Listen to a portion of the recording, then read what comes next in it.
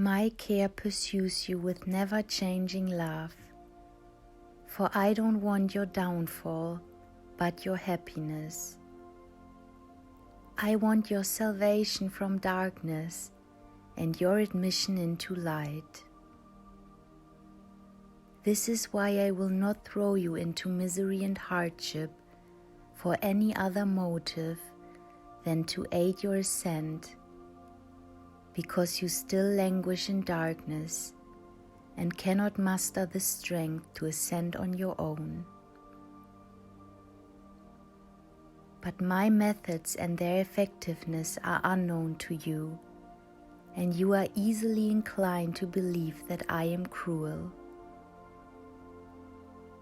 Yet believe in my love and believe that my action is only ever motivated by love. That with every event I only ever intend your beatitude.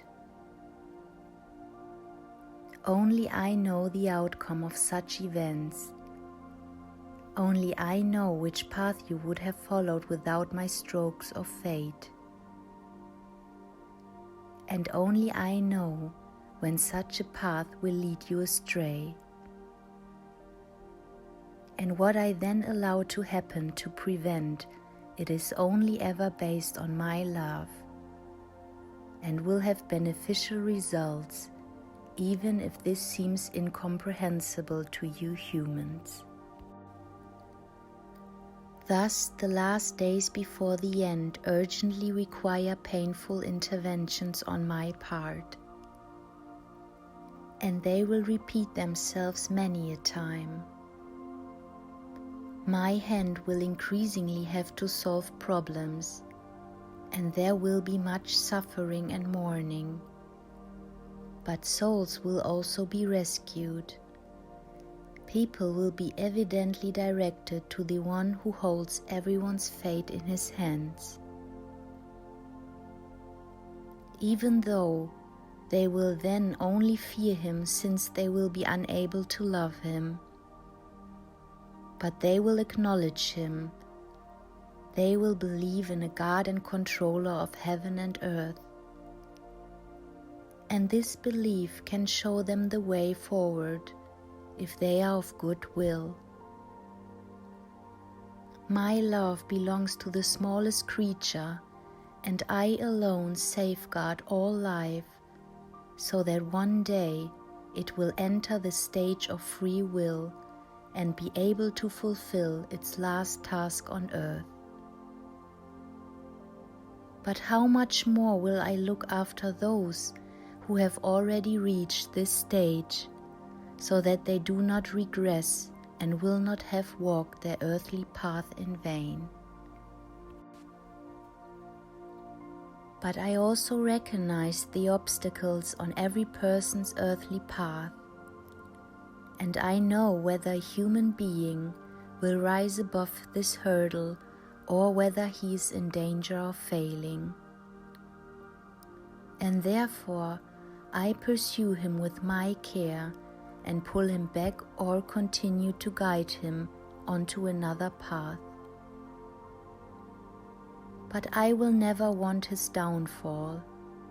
Besides, you should know that I am always a considerate father, and that my fatherly care is truly more valuable for the earthly human being than any person's care for his fellow human being.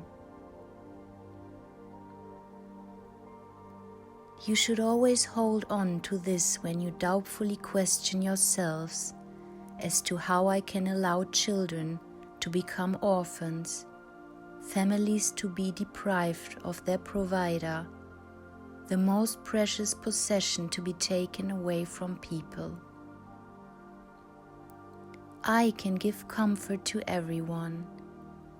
I can take all worries from them, and I am a father to all who are lonely and abandoned.